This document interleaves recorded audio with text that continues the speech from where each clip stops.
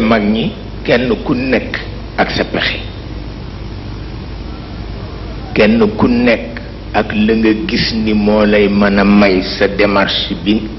gën a yomb waaye ñi ci ëpp nag dañ daan julli ci yonent bi moom la ñu gis ni moo ëpp doole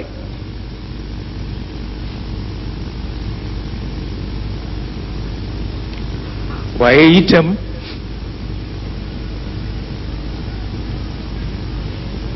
dañu daan xare ak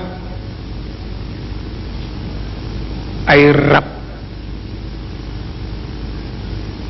yu nar a gaañ njaboot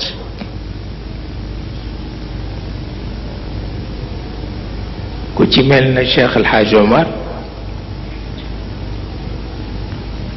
radiyallahu taala anhu li mu gënoon a ragal ci njabootam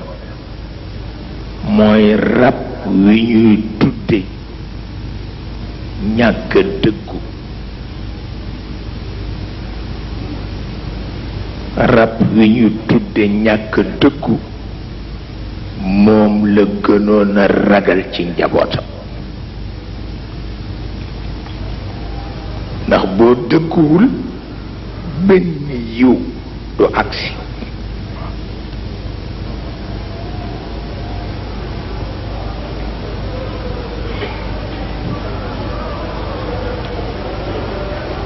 daan na ci dem ba ku mu yëg ci yow ni dëgguwuloo dina la teqale ak ñi dëggu bala nga leen a gaaj ak nu mu ko defee bu dee rey sax dana ko def waaye Cheikh sama turandoo rab bi mu gënoon a ragal moo di al atifa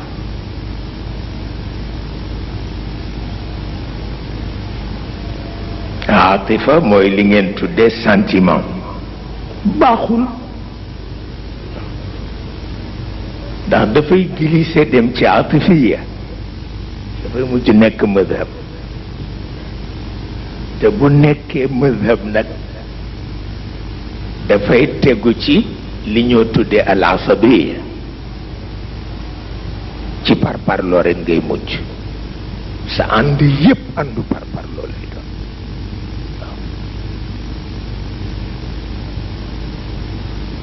te yonent bi nee na laysa minna man daa ila asabiya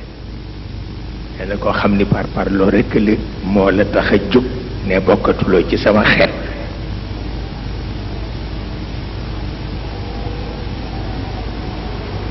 waaw la mu ca daj te atifa dafa bare ay façon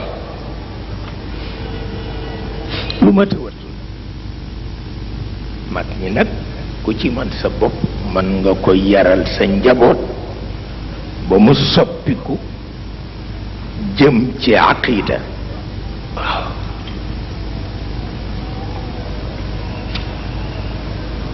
mag ñi daañu soppi atifa mu nekk aqida waaye bàyyi ko noonu rekk ci asabiya la jëm te kooku catastrophe la